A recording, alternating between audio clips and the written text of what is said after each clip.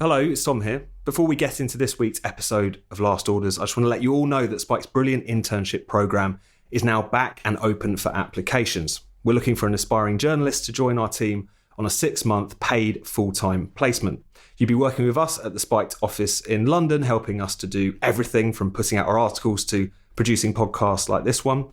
And you don't need any prior experience to apply. What we're looking for is someone who has a spark for journalism, writing, or podcasting, and who has a passion for our message, for our pro-freedom, pro-human politics. Everything else you can learn on the job. I actually started at Spiked as an intern, so I can highly recommend applying for this. It's a brilliant experience, and we can't wait to welcome you into the team. So to find out more and to apply, just go to spiked-online.com/interns. That's spiked-online.com/interns.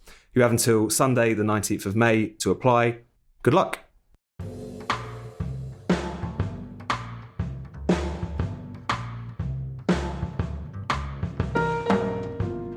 Welcome to Last Orders, the Spike podcast all about freedom and the nanny state. In this episode, we discuss Sunak's smoking ban, why we shouldn't ban the hate marches, and what the nanny state gets wrong about alcohol.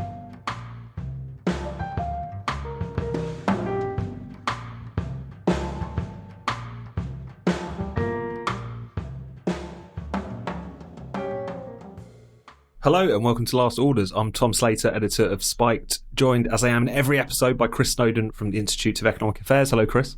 Hello, Tom. It's almost like I'm a co-host at this stage, isn't it? It is. I really should introduce you as such. We're also in a very echoey room at the Institute of Economic Affairs. Is it echoey? I wouldn't say it was echoey. I would say so. Well, the listeners can let us know. They can make their own minds up. There's also some construction work going on outside, so we apologise for that. But we're also delighted to be joined on the show today by Mark Birbeck. Mark is a long-time contributor and friend of Spike, but also, most importantly for what we're going to talk about today, is the co-founder of a campaign group called Our Fight, which is standing with Israel and against anti-Semitism. Mark, thanks for joining us today. I'm also delighted. Everyone's delighted. I didn't say I was delighted. You're a co-host. You whatever he said. You have to be here. Oh, okay. I'm delighted, listeners. Hello, listeners, by the way.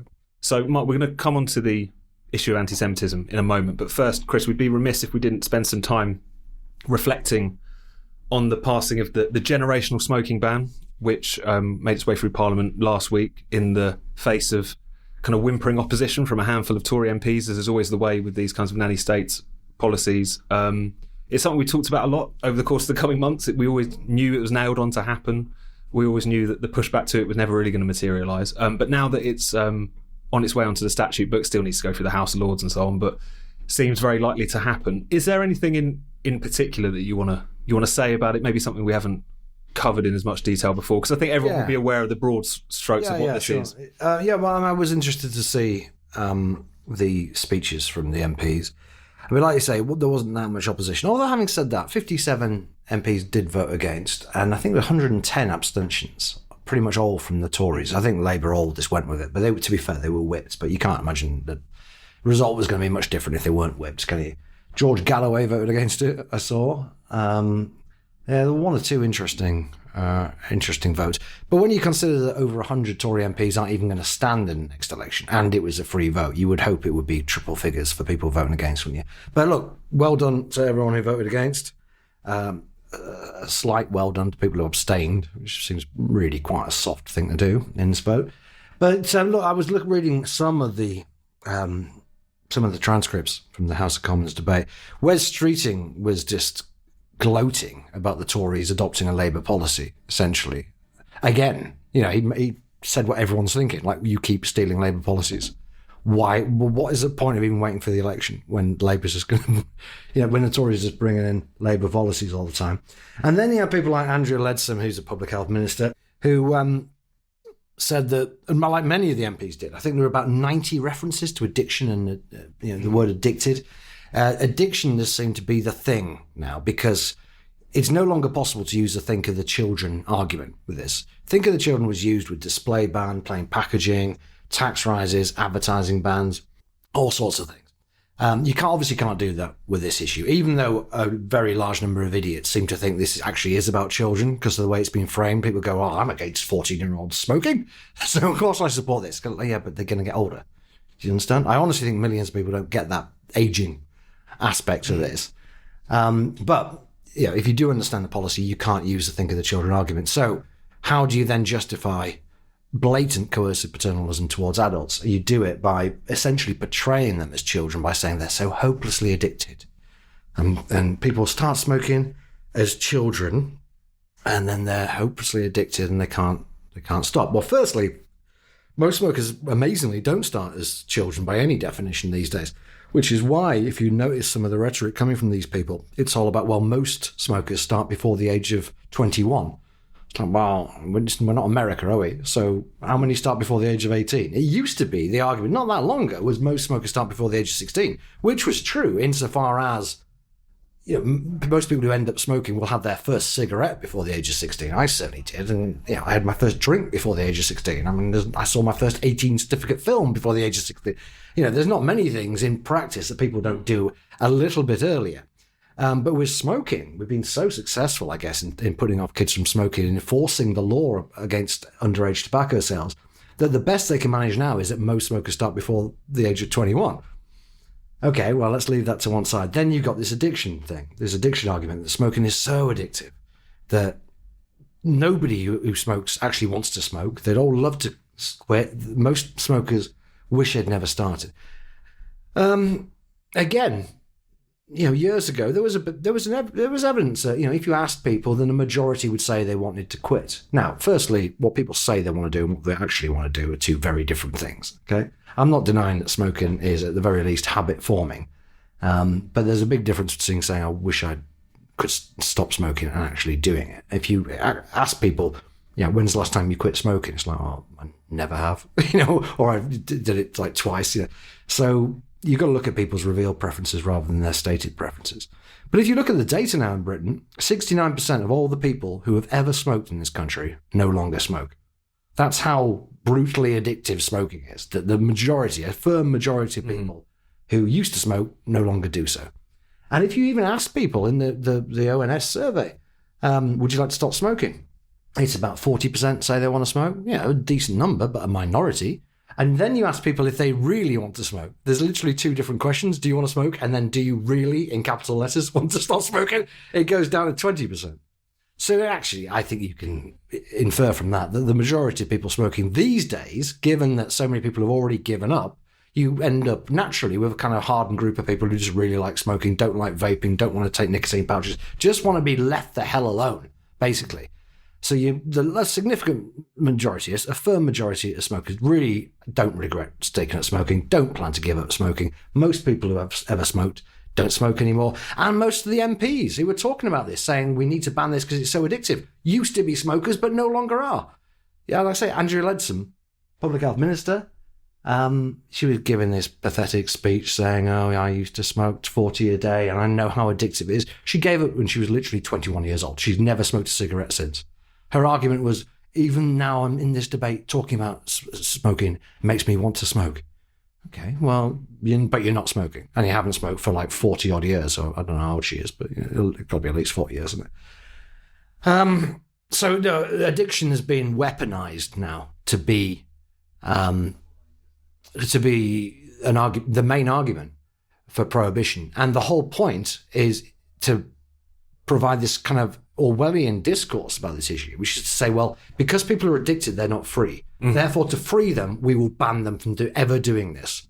And in some way, full prohibition is a lesser restriction on liberty than people being a bit addicted to nicotine. And would you say that's something which is now a marked shift? Because obviously for a very long time, the narrative, and it was a pretty false narrative, was that attempts to clamp down on smoking was about other people. So you need to bring in the smoking ban because of the barmaid who doesn't want to be subjected to secondhand smoke. And the children. And the children, of course. I mean, that was always kind of nonsense because of the fact that I think the smoking ban also banned you smoking on open railway platforms, banned people smoking in their own vans and things. Yeah.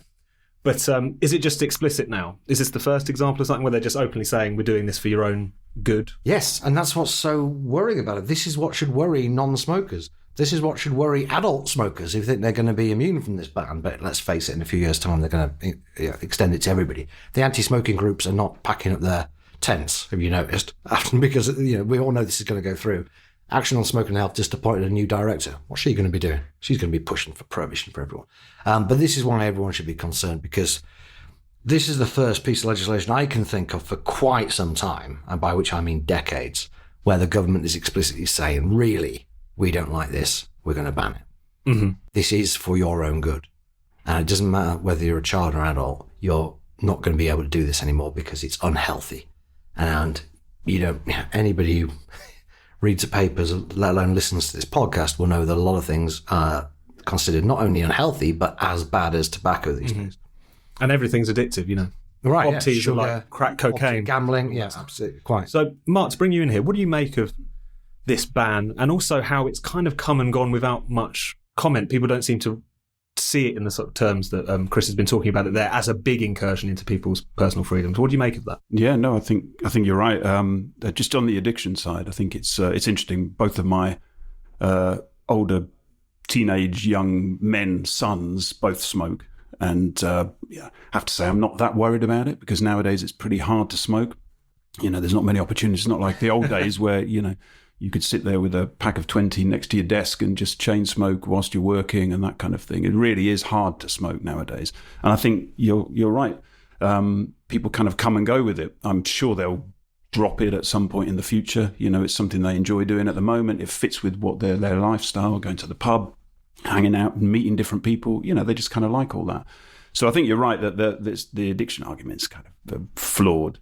But the thing I find most striking is the willingness of people to hand over other people's freedoms. It is quite striking that I think there's the point made in one of your Spiked articles about the number of people who support the ban.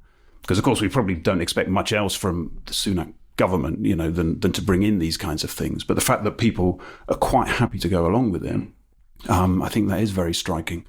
I think the problem would be easily solved, though. I have this suggestion, which is that Sunak just has a reel on Instagram, and with his sambas on, he's also smoking, and then that will stop kids from taking it up immediately. No, absolutely. I've got sambas, and suddenly they're being demonised. Exactly. What's wrong with sambas? Is it just because he wore them? Exactly. I only buy them because So that there's would only put a one stop to place I smoking. can buy shoes in my town. It's called the Factory Shop. It's basically like Woolworths used to be. It's just a load of garbage, really, but I can't bother going anywhere else. But they've got loads of Adidas.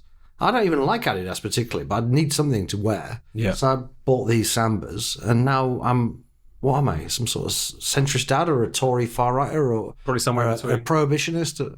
Well, it seems to be written up just painfully kind of uncool. I wonder if that was because Painfully uncool. paired with the white button-up shirt rolled up at the sleeves. I mean, he looked very much like the kind of Silicon Valley boss who wants to be your friend that he really is deep down, But I know I need it's to get unfair, new but- trainers now to maintain. No, I think the my thing coolness. was that they were cool, and now they're not. He's ruined it. He's ruined it, yeah, because Damn they're it. cheap and cheerful. They're 80 quid. The youngsters are wearing them, but also us dads are wearing them, or were. Ruined now. I'm not going to wear them. There's now this really weird interest in what all politicians' footwear is now, apparently. Like, Keir Starmer got caught in a pair of gazelles the other day. Now that's a talking point. Is that out as well? Is it Adidas basically have gone? Seems now, like it's thanks on to the way these out, two? unfortunately, thanks to the British political class. Damn it. But to bring it back to smoking briefly, Chris, scope for pushing back against this? You're saying that the anti-smoking, the prohibitionists, are not packing up their tents, but for those people who are interested in trying to, as much as this does feel like an oncoming train and has done for a very long time, what sort of campaigns, what sort of arguments, what kind of things do you think people should pursue to try and push back against this? Obviously, the kind of the pro-smokers' rights activism, such as it exists, is a handful of very committed, principled organisations, but there's not many of them, and unfortunately, One man problem. basically, isn't it? It's Simon Clark. Exactly. I Shouts suppose out to Forrest. me as well, I guess. Yeah. But how do we challenge this? Or what are the We kind of can't. cynical Look, we challenges? can't. It's over, Tom. It's over. Look, no, I'm not saying that as if it's necessarily a bad thing. The entire tobacco market will, in the next 10 years, become illicit, right? Because they will introduce full prohibition. I thought they said there was going to be no boon to the black market as a consequence of that. Yeah, and therefore didn't need to look at it in the impact assessment because there's no evidence that prohibition causes black markets. Yeah, these are the kind of idiots we're dealing with. There's no point trying to come up with arguments against them or campaign. They're just going to do what they want and then get out of office, and Labour will do it even more. The only way people are going to come to the senses at this point is by the whole thing being taken over by criminal gangs. The vape market, I think I've said before on the podcast, 87% of the e-cigarette market in this country is disposable vapes. And Rishi Sunak's about to ban them all. How do you think that's going to work? Do you think everyone's just going to stop vaping? No, they're going to keep buying the vapes illegally. A lot of people already are, a huge number of people. About a third of the market already is illicit. And that's before a ban on disposables. It's before the £3.60 vape tax. and all the other stuff they've got planned. The black market for tobacco, the government has given up trying to measure the black market for tobacco, but all you have to do is go around a pub and see what fags people are smoking, see if they're in plain packaging. They're usually not. Look at the packs of cigarettes on the ground. Do they look legit? Have they got Romanian writing on them? Something right? They're the most, I think, I don't know, a very, very large proportion of the tobacco market is already illicit. Not surprising. £16 for a pack of cigarettes. I picked up a load in Georgia the other day. You know, the difference in price is unbelievable. So I think we just have to accept that all sensible libertarian or pragmatic arguments have failed, and that the only thing that eventually might bring these people to their senses is a huge criminal activity and loss of tax revenue. There's no guarantee that will work, by the way. I mean, we've had the war on drugs for 100 years, and we still haven't legalized and taxed cannabis, which we could very easily do. It took 14 years to get rid of prohibition in America, and that really only happened because of the Wall Street crash, you could argue. So there's no amount of pain that politicians will not take to, continue their ideological battles. But no, I mean, I hate to say it, I don't think there's anything anyone can do or say now to push back this prohibition. I think the focus now needs to be to stop it spreading to other adult activities, and indeed normal activities like eating food. Yes, no, exactly. Which is next. What about cynical things, though? You could take it to the European Court of Human Rights on ages. That would be good. I'd like to see them. I was thinking, because is shisha included in it? Yeah. Systemic racism. Yeah, it could be. Allegedly colourblind policy, but has a disproportionate impact on the cafes in Edgware Road. I think there's a possibility of a few judicial reviews or human rights reviews. The ageism one seems pretty good to me, but I just don't get the impression that the European Court of Human Rights is entirely impartial and about just applying the law as it was written. I get the impression they might not be that keen on smoking, and therefore will not see any argument there legally. Yeah, dreadful cynic. But Mark, do you think people don't really recognise what a shift this is? That just sort of live and let live thing, not just on the smoking issue, but across the board, just seems to have gone out the window now. People are quite happy to have the government impose their own preferences on other people. Is that just kind of nailed on now, do you feel like? Oh, I think absolutely. I remember having exactly this feeling over Brexit, actually. This idea of people handing over other people's freedoms. I thought it was really striking that you have sort of people saying, I want to stay in the EU. And essentially what they're saying is, I'm quite happy for somebody over there to run my life. And then everybody else who says, well, they'd rather have a bit of accountability and run their own lives is portrayed as a bigot. And I remember getting that sense that exactly as you're describing here, that, oh, hang on a minute, you're quite happy to hand over other people's freedoms, and I think that's the same thing here. And people don't think about it. People are very, they feel like it's quite natural, well, why wouldn't you be against smoking? They see that as the primary thing. And I guess what you're getting at is the idea of having a principled approach to some of these issues is just. Well, I can see why people would be against smoking. It's just that the trouble is that the gap between being against something and thinking it should be banned has just been narrowed over the years. Yeah. Whereas these things used to be a matter of personal opinion, and yet the old cliche that you don't hear people say anymore is it's a free country. Yeah. These days it's like, I don't like it, is right next door to it's going to be illegal. And then you get someone like Rishi Sunak in government who just has various things he doesn't like, and suddenly they're illegal. But I think there's a broader thing that Tom's getting at. Is this just moving away from the idea of some kind of principled position. So a good example, another example, I think, is Tommy Robinson at the moment. So he, as you know, he got arrested. I wrote an article for you in November.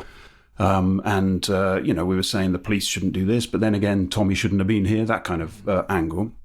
But then, and that was at the campaign against anti-Semitism. Exactly, the big one in London. But I kind of regret now not paying more attention to the issue, because if you look at how he's been treated, it's the same kind of thing. We've lost the principle.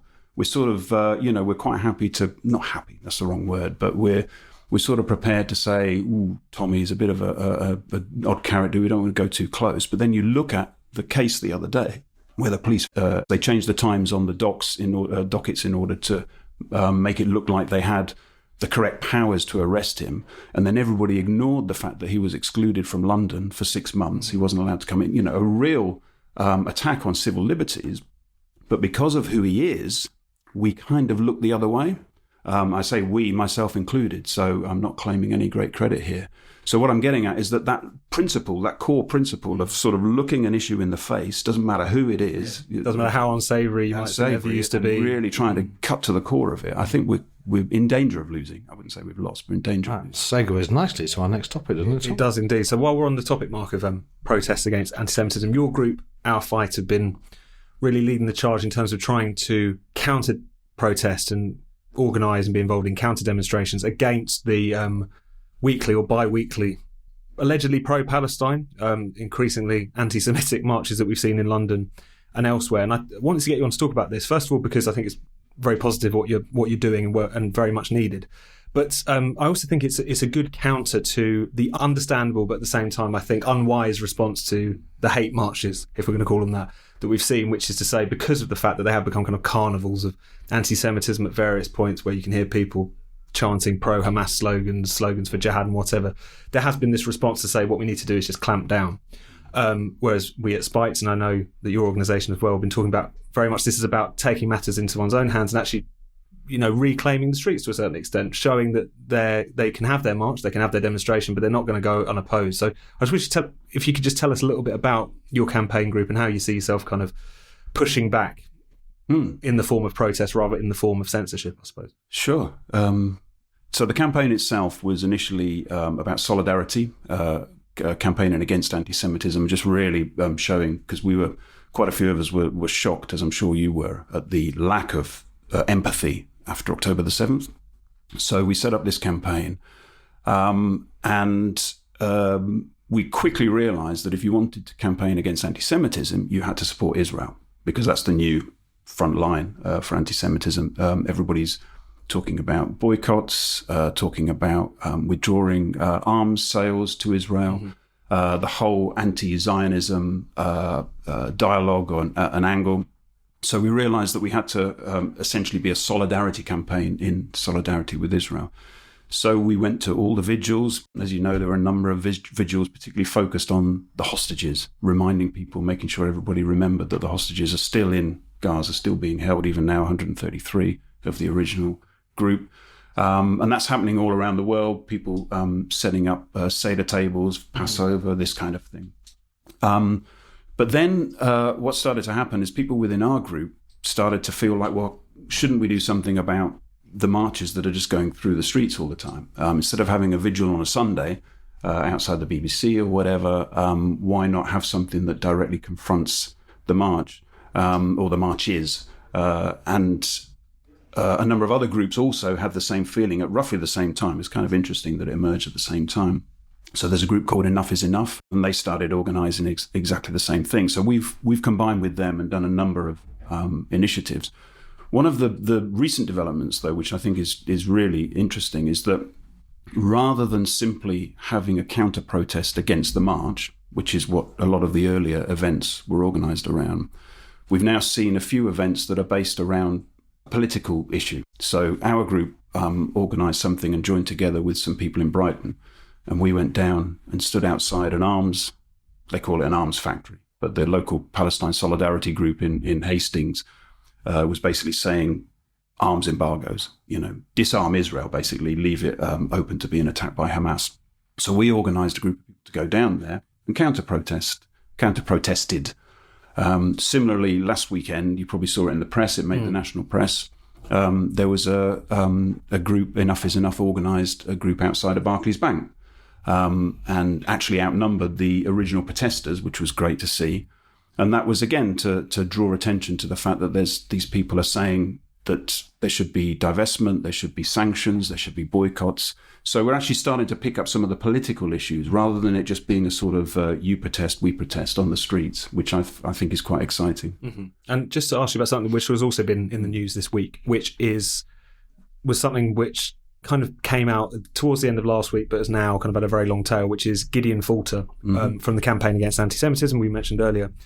He got into this confrontation with a police officer, not physical, I should say, because during one of these Saturday pro-Palestine marches, he and a few of his colleagues were there, and there's It's originally a video was put out which just showed a police officer saying, because you are visibly Jewish, I'm going to have to arrest you because your presence here would provoke the crowd and so on. Since then, there's been a longer video which seems to suggest he was trying to kind of walk into the path of the marchers and so on. So people kind of writing it off as some sort of stunt. But it has raised an interesting question about the two-tier policing of these particular marches. And I just wanted to get your response to it, really, because it's been something which has been argued over a lot over the course of the past 7 days. Definitely. I think the thing, so without being too pro-police here, I think there are parts of the police that are trying to navigate a very difficult situation. So there are some of them that are trying to preserve the marches, and they are trying to preserve the counter-protests. Mm-hmm.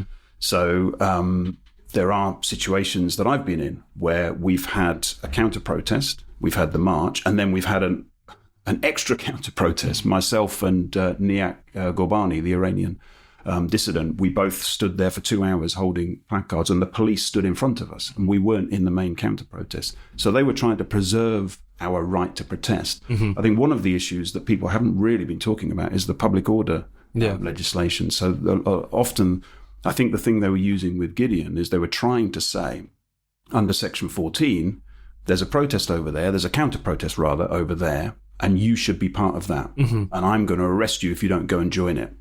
And Gideon quite rightly says, well, why are you saying I'm a counter-protester to this march just because I'm Jewish? In other words, they're kind of trying to force you into a box of this. So I think there's a lot more discussion to be had about Section 12 and Section 14, which is the legislation they're using to control. In terms of the broader thing, obviously, some people do want to see these marches banned. Gideon's campaign, his group Campaign Against Anti-Semitism, does some fantastic work drawing attention to anti-Semitic attacks, the scale of which is unquestionably growing in London. And as a result of that, and as a result of people's own experiences, of course, people are saying they feel unsafe to come into London.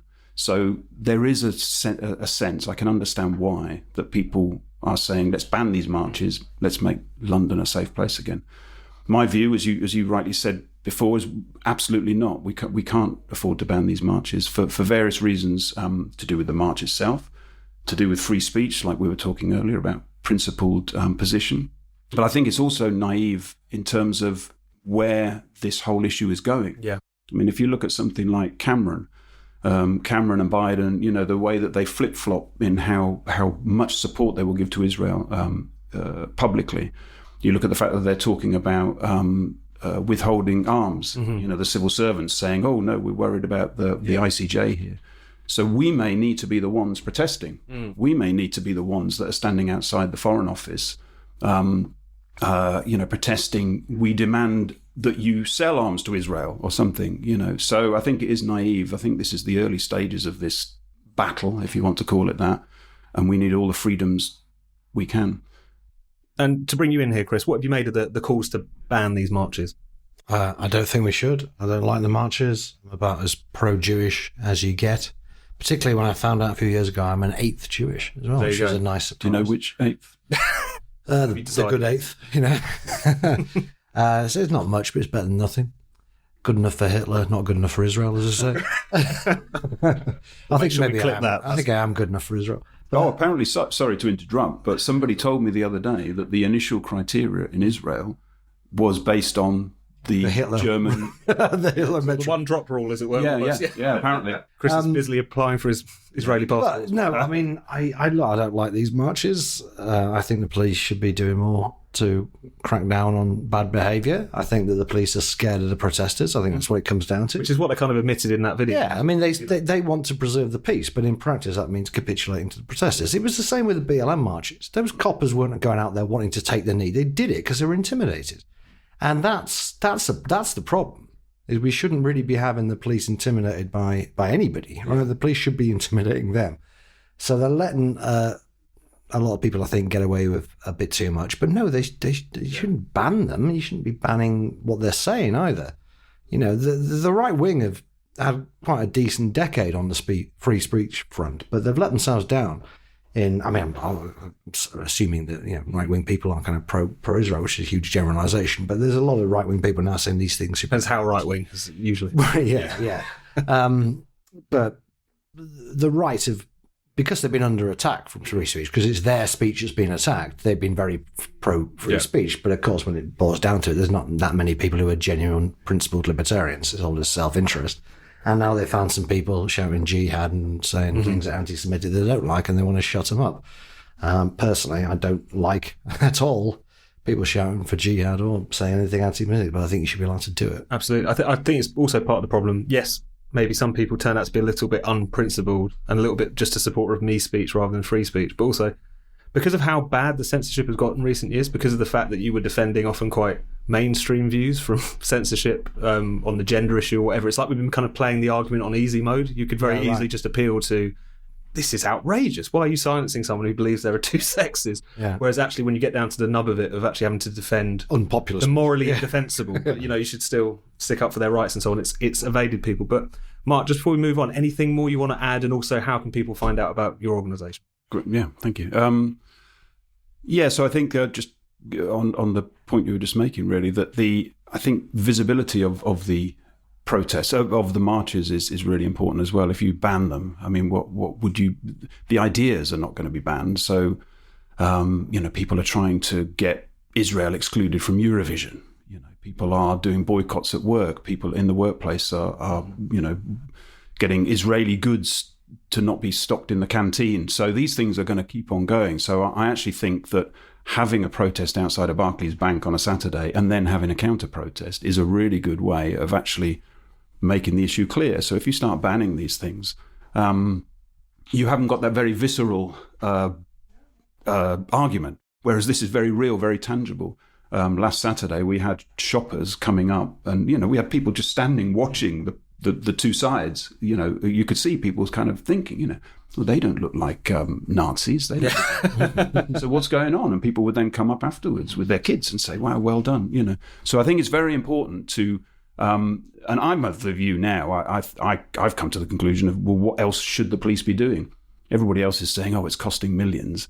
And I think to myself, what? So they should be going around enforcing the smoking bans. I mean, let's face it, every Saturday the police spend huge amount of money policing so many football games around the country. Nobody has a problem with it.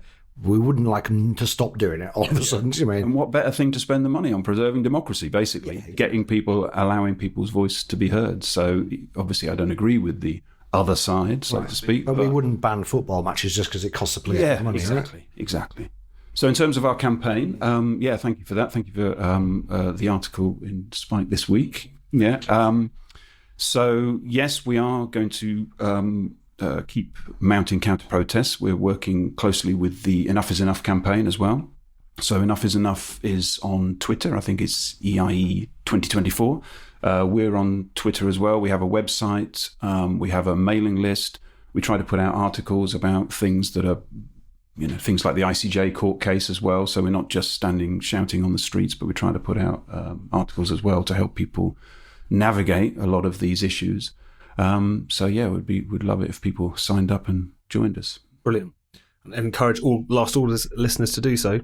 Chris, just so we can end the podcast on a lighter note, should we talk about alcohol-related deaths? Yes, please. Which I know you've written an article jovial topic this week. People drink themselves to death. Exactly. But very interesting in terms of so the Office for National Statistics have some statistics out. Yeah. Again, they keep doing that, don't they? Get the chances of that happening. Getting new gigs, getting a bit boring now. But do you want to tell us what they found? So this is alcohol-related deaths from sort of the lockdown period and afterwards, which was obviously a big topic of conversation. Is lockdown leading to loads of people boozing more than they should have? Yeah. But there's actually some interesting things in the data that might go against the grain of the narrative. So do you want to talk us through it a little bit? Well, this was like a definite case of genuine, what you would, Toby Young or somebody would describe as lockdown deaths. I mean, there's no getting away from it. There was a big spike in alcohol-related diseases, deaths, starting in May 2020, basically, and has carried on pretty much, certainly to the end of 2022. And you don't need to be Sherlock Holmes to work out that this is because people, for whatever reason, or some people, I should say, because overall alcohol consumption actually fell during the pandemic. But which is the counterintuitive thing, I suppose. If you believe public health dogma, it's extremely counterintuitive because I just think the whole everything is caused. All alcohol-related harm and deaths are caused by per capita consumption going up, and therefore the solution is to bring per capita consumption down. Well, in the lockdown, you saw the opposite. You saw per capita consumption going down, deaths rocketing. We're talking 30% increase. And this is because a lot of moderate drinkers drank less. I know a lot of people who, when the pubs closed, stopped drinking completely. There are people who just only drink socially, But there are also heavy drinkers who, like myself, to be quite honest, who just drank more, getting in Majestic's orders every week, tanning a couple of bottles a night in sort of boredom and despair at the whole thing. Now, I have not yet died of liver cirrhosis, but a lot of people did. And some people are a bit surprised that so many people died of like a chronic disease so quickly. And I should explain that if your liver is teetering on the brink and you suddenly drink a lot more, you will die quite quickly. There isn't much of a lag between your consumption going up and deaths going up. So we saw this big spike in 2020, which continued into 2021, when of course there was also a lockdown. The slightly surprising thing is that this increase has continued into 2022, which is at least 6 months after Freedom Day. No restrictions to speak of. My instinct tells me that this is probably, well, two things really. I think one, it's some heavy drinkers continuing that into the post-pandemic world, just got into the habit or addiction, if you want to see it that way. And the other thing is treatment not being available. I mean, one of the big reasons why alcohol-related deaths rose during the lockdown period is that alcohol treatment really works. I mean, it really does. This is the thing public health people should be calling for more money to be put into, instead of all these stupid policies. Let's ban advertising. No, put money into treatment. People during lockdown couldn't access face-to-face treatment. We all know what happened to the NHS during lockdown. They basically said sod off unless you had COVID, right? Or some very near fatal motorcycle injury or something. And I suspect there's been a working from home mentality long after Freedom Day in the NHS. Maybe you can have a Zoom with somebody, but it's not the same thing. So I mean, the continuation of heavy drinking patterns amongst this minority of hardened drinkers is one factor, and the lack of treatment is the other. Public health people, of course, have tried to exploit this rise in deaths by saying, well, this just shows that we need to have all these policies that we've been banging on about for years. We need to have an advertising ban. We need to have minimum pricing. And so we need to restrict availability. Availability couldn't have been much more restricted during lockdown. Mm-hmm. All the bars, all the pubs, all the restaurants were closed. Availability plummeted. Yeah, you can still get it from Majestics, but in terms of what they would generally call availability, which they mean let's restrict closing hours by an hour. That'll save lives. Massively restricted. Advertising plummeted by about 50%. Advertising for most things plummeted during lockdown. But because all the nightclubs were closed, there was no point advertising whiskey, spirits, vodka, for example, because that's really where you sell your spirits, or at least where you get people trying new spirits. So advertising collapsed, availability collapsed, price didn't go down. And you did see a small reduction in per capita consumption. Fantastic if you're a public health person, but it coincided with a huge spike in alcoholic deaths. So actually the whole lockdown period disproved all the things these people believe about alcohol. And of course, we've got minimum pricing in Scotland. Minimum pricing came in Wales during the lockdown. You compare England and Wales, it's exactly the same spike in deaths. Some of these people try and say, well, in Scotland it didn't rise quite as much. I think it did, actually, if you look at it objectively. And Scotland's deaths are still vastly above the rest of the UK. So these people are trying to spin plates, really. Yeah. They're saying, well, we've got this huge increase in alcohol-related deaths and minimum pricing works. And therefore we should, you're right. A thing I do find myself thinking a lot in these kinds of scenarios is, do people really want to solve the problem? Because the way you've described it is I remember thinking the same thing over the online harms bill. It's everybody's running around. There's a real problem they want to solve. Yeah. Young girls self-harming, suicide, that kind of thing. And they're almost prepared to just do anything. And then, virtue signal, if you want to use that expression, that they've done something. And everything you say rings absolutely true, the descriptions you give. You think, well, what would it take for people to take a measured and considered approach to actually really solving the problem? Like you said, throwing money at healthcare, for example. Yeah. You said, right, that works. It clearly works. It really shows you need to deal with people as individuals. Yeah. And it's about People drink heavily for lots of different reasons, obviously, and advertising and availability are really very, very low down the list. Very high on the list are socioeconomic circumstances, personal circumstances, the kind of things people experience during that period: stress, worry, boredom, tedium, losing your job, potentially losing your job. These are the reasons why people drink. Childhood trauma. These are the reasons people drink. It's also the reason people get into all sorts of addicted behaviours, if we're honest about it. And you're not going to solve that by having a minimum price of 50p on unit alcohol or restricting TV advertising. And at this point, these public health people actually become a danger to the health of the nation because they are distracting us from the things that really work.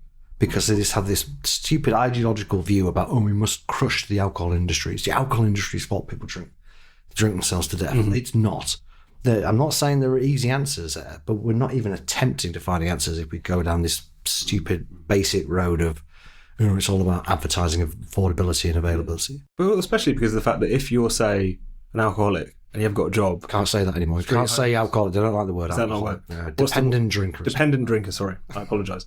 Haven't got a job, maybe even street homeless. Alcohol is not readily available. You haven't got the money to pay for it. It's actually quite hard to get a hold of in some respects, but they will continue to access it. So do you reckon this is is this just another example of why all of these... Because all of the measures people talk about are basically population-wide, as they say. Yes, exactly.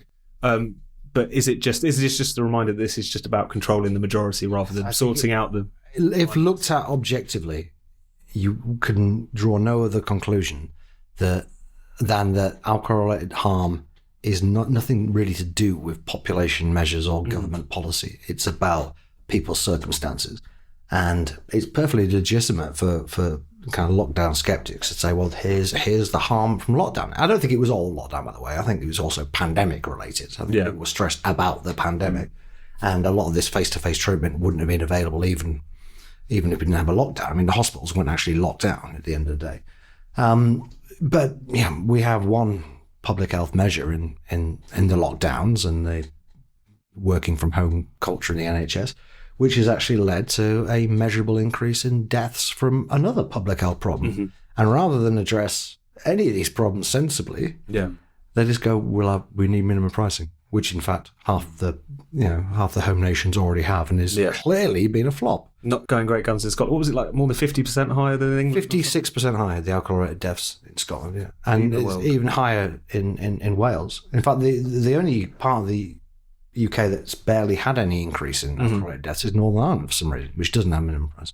There you go. So we're fast running out of time, but Mark, on this podcast, because we're, as you might have got the sense, quite anti-ban, quite libertarian on most issues, we would ask our guests to entertain the prospect if they were to crack down on something, if they were kind of dictator for the day, what would they ban? What would their one ban be? The only really rules there is that it's got to be something quite petty. It's got to be something that just really irks you. It can't be the pro-Hamas march. Yeah, you can't ban hatred or anti-Semitism or, those kinds of things. Just to give you some examples, Chris's famously wheelie suitcases. There's actually one in the room today. I hope that's not too upsetting for you, Chris. It's quite a small one. I don't mind the small one. So it's the size of the wheelie suitcases that upset you? No, actually, no, I don't like any. I think. Yeah. VAR comes up a lot. Things of this nature. So if you had to have one ban, Mark, what would it be? Yeah, I heard this was one of the requirements of coming on earlier, and I nearly reneged because I am so liberal that I couldn't think of anything. But I guess so I thought, well, okay, what made me angry in the last week? Is there anything? And it was a cold espresso cup. So I have revealed my middle classness. So you want them warmed up before? Yeah, exactly. Are they supposed to be warmed up before? Yeah, because your espresso goes cold quickly because there's such a small shot. I just drink it really quickly. That's the answer. Yeah, neck it. Well, there's no excuse for drinking it slowly. It's tiny. Yeah, it is literally one gulp. I can't believe I'm arguing about this as well. But not only have I come up with a ridiculous ban, I'm now defending it. Right? But well, you need to. You've got to have a Viva on your last orders ban. Brilliant, Chris, Mark. Thank you very much. Thank you. Thank you. You've been listening to Last Orders. Be sure to subscribe to this podcast wherever you get your podcasts. Please do take a moment to leave us a rating and a review. And if you'd like to support the show, why not become a Spiked supporter? Just go to spiked-online.com/supporters to sign up. That's spiked-online.com/supporters.